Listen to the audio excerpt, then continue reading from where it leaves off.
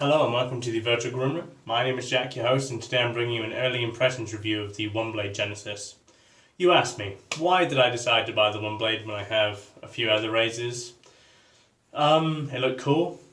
That's probably the most important thing, but I'm not adverse to spending a decent amount of money on razors. I think it's worth it. The warranty is generally good and they last a long time, so I thought I'd definitely give this one a go. Kind of during this process of me buying this, I did find that the current kind of crop of razors, or reviews rather, not razors, for the OneBlade Genesis didn't really provide me with everything I need to make a buying decision. I made that buying decision for you, and hopefully by the end of this review, you feel informed enough to make your own buying decision, and that's kind of what the point of this review is. So, I like to rate everything out of 10. My categories are packaging, design, cost, and finally, the most important part, the shave. In that order. So let's get going with the packaging. The packaging for this razor, in my perspective, gets a 10 out of 10. The reason that is it's beautifully handmade, as you can see. It's genuine leather, and I do really like the touch of these kind of like a red stitching. It's really nice. The box itself is very sturdy and it's going to keep your razor protected.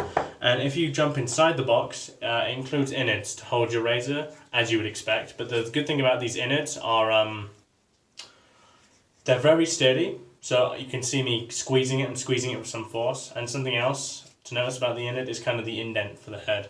Pretty cool. Not the be-all and end-all of a product, of course. If you look at the product, or the boxing rather, in such a way that it is the image the company wants to portray about them and their product, this is a very good image. This is a very good first impression. Second part is the design of the razor. The design I give an 8 out of 10. You'll find out why it's not a 10 out of 10 later in the review. Kind of the most notable thing and the most noticeable thing about the design is the pivoting head.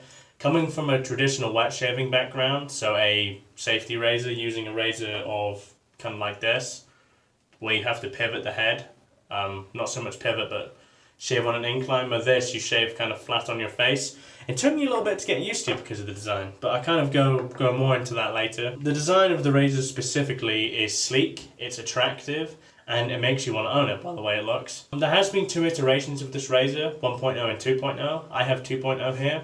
The main difference being the material of the head. The standard of the industry, I'd say, in stainless steel is 316L. Which is aircraft grade, which isn't a bad thing by any means. It's also used in some medical fields. They decided to go with a grade of stainless steel called Panacea. I think it's Panacea. If it's not pronounced Panacea, it's Panacea. The reason they've gone for this is because it's 1, easier to polish, and 2, I think kind of the most kind of notable reason why they did it is because it's completely nickel free. So if you have a nickel allergy and you run this along your face, you're not going to get any form of allergic reaction, which is obviously fantastic. I'd say kind of the downside of the design of this razor is what I have in my hands here. So let me close the packet and I'll show you. So these are Feather FHS 10s. These are the proprietary blade for the OneBlade Genesis. Why do I dislike a proprietary blade? Well, all the blades are good because they are good. I found as if I got into this hobby, the traditional wet shaving hobby, for variety. And because of the proprietary blades, I do not have variety in that aspect. And that's obviously worse than having variety from a consumer's perspective. They're good blades. They last me a decent amount of time. They last me, I'd say, twice as long as most razor blades. So kind of unbalanced, you think it adds up, but it doesn't. And I'll go on to explain that now. So for a pack of 3 on both Amazon and the OneBlade website, it costs you $29 to buy 3 packs. That's about 30 blades, making them $9.60 a pack, which is a very expensive pack of razor blades, and 32 cents per shave based on 3 shaves per blade, which is roughly what I get. That makes them pretty expensive, as you would understand. If you're willing to commit to spending a decent amount on razor blades coming from the cartridge universe, you're not actually spending that much. But if you're coming from the traditional wet shaving universe, but we can get blades for 7 cents a blade or something ridiculous like that. Make your own buying decision. Is it worth it? Is it not worth it? You tell me. The next part of this is the cost. The cost of the razor is very expensive, which is why I only give it a 6 out of 10. The standard cost of this razor without a plan is $399. Is that expensive? absolutely is expensive. Did I pay that? No, I didn't pay that. I paid $299, so I got a full $100 off. There's a few ways. There's a few ways you can make the razor a bit cheaper to buy, and I'll go into them now. The first way is to subscribe to a plan. A plan is you get something like a shaving cream and a post shave with a brush, and that saves you about 15%. So you'd be buying the razor and the set for $340, and then subsequently you'll be buying razor blades and stuff from them. That's one way of doing it. In fact, that's the way I did it with the core, which is another way of doing it. You don't dive headfirst into the OneBlade kind of experience. You go with their kind of cheaper, more kind of entry-level model on the OneBlade core. The OneBlade core is, I think, about $70 by itself. I'll put the price up somewhere on the screen. Go into that if you like the razor and you like the experience, you like the pivoting head, you like kind of all of the aspects for it. You can contact OneBlade directly and ask them for a bit of a discount. They do that. I sold the OneBlade Genesis and they still gave me a discount by $100. No, I sold the OneBlade Core, sorry. Not the Genesis, I have that here, that's what I'm reviewing for you. I sold the OneBlade Core and they were more than happy to give me the discount for it. So that's good. So I got that for $299. You can do it an even cheaper way, which is a refurb model. I'm going to put a link of the refurb models for OneBlade Genesis around here somewhere. Actually I'll put it in the description. If you go to the OneBlade Genesis refurb models, you can get them pretty much half price at $200. Those are some cheaper ways of getting it. If you want to go that route, I suggest going the OneBlade Core route. $70 down payment, see if you like it. If not, you can sell it. Someone will probably always be willing to swap it with you, and you know, why not? You like that, you can basically trade up to its big brother in the OneBlade Genesis. I think that's a good approach. Last part then, the shave. I give the shave of this razor a solid 9 out of 10. The shaves kind of across the board are very high quality with this razor.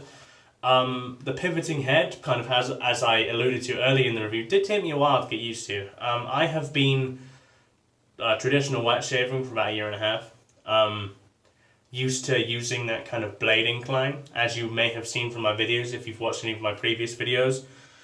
It took me a while to get used to the pivot, and I have previously used a cartridge razor, so it just took me a while to get used to it. I got used to it after about 3 shaves, and then it became fairly intuitive again for me.